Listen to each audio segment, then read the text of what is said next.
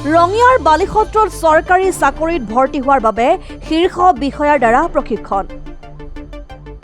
অসম আৰক্ষীৰ লগতে ৰাজ্য তথা কেন্দ্ৰীয় চৰকাৰৰ বিভিন্ন পদৰ নিযুক্তি প্ৰক্ৰিয়াৰ বাবে শাৰীৰিক প্ৰশিক্ষণ শিবিৰ।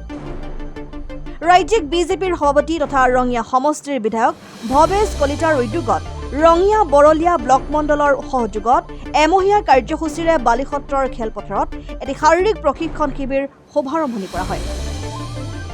ৰঙিয়াৰ নিবনুৱা যুৱক যুৱতীসকলৰ বাবে অসম তথা কেন্দ্ৰীয় চৰকাৰৰ বিভিন্ন পদৰ নিযুক্তিৰ সুবিধাৰ্থে এই প্ৰশিক্ষণ শিবিৰ আজিৰে পৰা আৰম্ভণি কৰা হৈছে।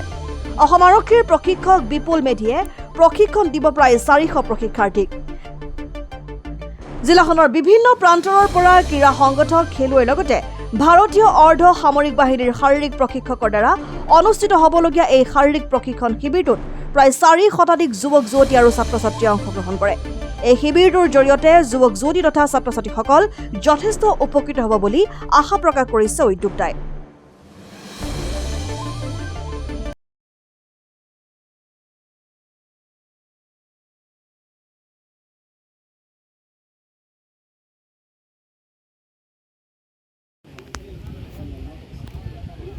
ৰঙিয়া সমষ্টিৰ সন্মানীয় বিধায়ক ভৱেশ কলিতা ডাঙৰীয়াৰ উদ্যোগত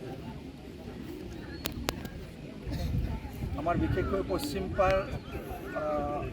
পশ্চিম পৰিকুক মৌজাৰ এই বালিসত্ৰত যি প্ৰশিক্ষণ কাৰ্যৰ শুভাৰম্ভণি হিচাপে আজি দিনটো ঠিক কৰা হৈছিল। প্ৰতিকূল বতৰৰ বাবে আমাৰ সন্মানীয় বিধায়ক ডাঙৰীয়া আমাৰ মাজত উপস্থিত। ভাৰতীয় জনতা পাৰ্টিৰ ৰাজ্যিক সভাপতি তথা ৰঙিয়া সমষ্টিৰ সন্মানীয় বিধায়ক ভৱেশ কলিতা ডাঙৰীয়াৰ উদ্যোগত লগতে ৰঙিয়া বৰলীয়া ব্লক মণ্ডলৰ সহযোগত আমি এই বালিসত্ৰৰ খেলপথাৰত অসম চৰকাৰৰ আৰক্ষী বিভাগৰ লগতে ভাৰত চৰকাৰৰ সামৰিক বাহিনীৰ বিভিন্ন পদত যি বাছনি প্ৰক্ৰিয়া, এই বাছনি প্ৰক্ৰিয়াত অংশগ্ৰহণ কৰা বিশেষকৈ আমাৰ শিক্ষিত নিবনুৱা যুৱক যুৱতীসকলক প্ৰশিক্ষণ দিয়াৰ বাবে যি ব্যৱস্থা গ্ৰহণ কৰিছে, এই ব্যৱস্থা গ্ৰহণ কাৰ্যসূচীত ইতিমধ্যে আজি আৰম্ভ হৈছে।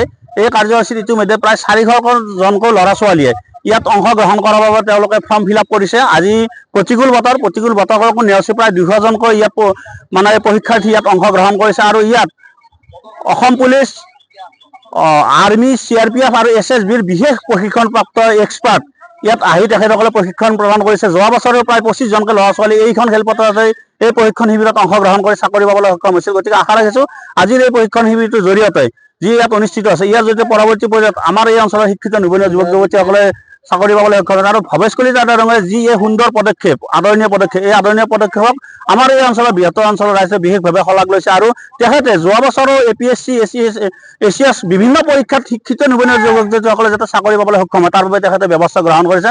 আশা ৰাখিছোঁ এই পৰীক্ষণৰ জৰিয়তে বিভিন্ন ল'ৰা ছোৱালীয়ে চাকৰিত নিযুক্তি পাবলৈ সক্ষম হৈছে। কিয়নো বৰ্তমান সময়ত এইখন চৰকাৰ দিনৰ দুৰ্নীতিমুক্ত চৰকাৰ, কেৱল যোগ্যতা ভিত্তিত ইয়াত চাকৰি পাবলৈ সক্ষম হৈছে। যোৱা বছৰো একেটা পৰিয়ালৰ 2-3জনকৈ চাকৰি পাবলৈ সক্ষম হৈছে। গতিকে এইবাৰো সেই আশা মনত কৰি বৰ্তমান এই শিক্ষিত যিসকল নিবনুৱা যুৱক যুৱতী আছে তেখেতসকলে এই প্ৰশিক্ষণত অংশগ্ৰহণ কৰিছে।